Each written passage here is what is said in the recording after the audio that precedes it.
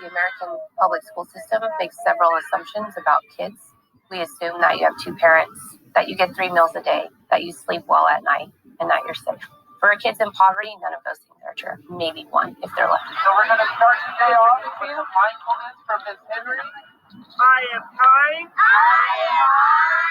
I am successful.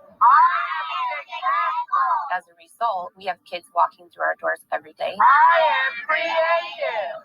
That are literally not able to learn.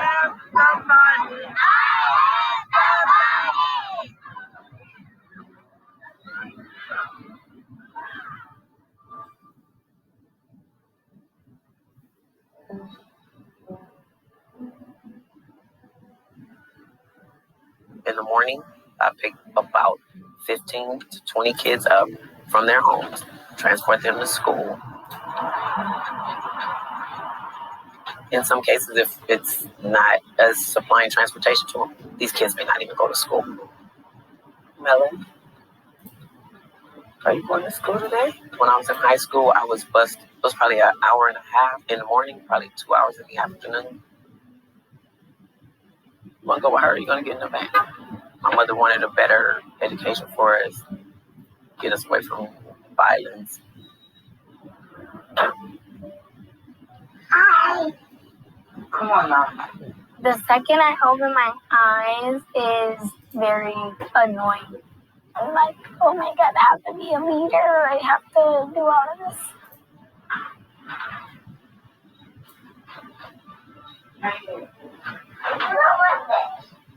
When I was at my other school, I didn't really make it to school that early. It's because my mom was going to work a lot. Because we live in a shelter, it was harder for us to find somewhere to live.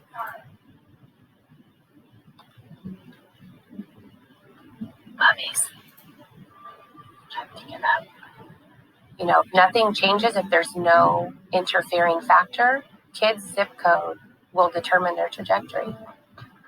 Part of the reason is the result of redlining, where entire demographics and populations are segregated. And what happens is, as you know, property taxes are used to fund schools. Your income essentially is going to determine which neighborhoods you can afford, where you'll live, and ultimately where your kids will go to school. With your whole face, button your shirt.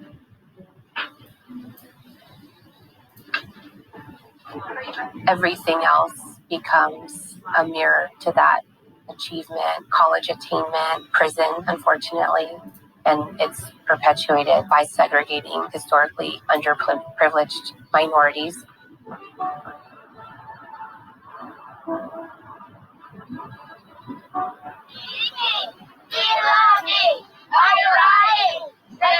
You deal with about 40 different personalities a day, you know, and you learn them.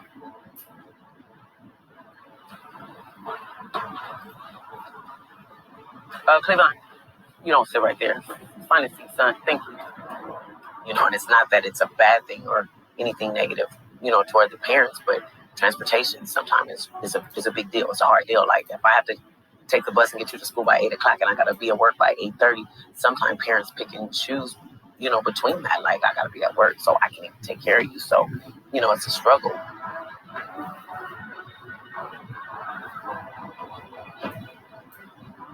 When I was at my other school, I used to get bullied every 5 minutes.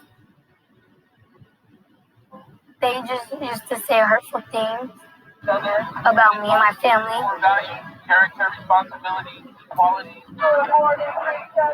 I bet your mom don't even have enough money to buy you no shoes. I bet your mama don't even have nowhere for you guys to live. I bet y'all live in the street and stuff. And I'm like, you don't even know where we live.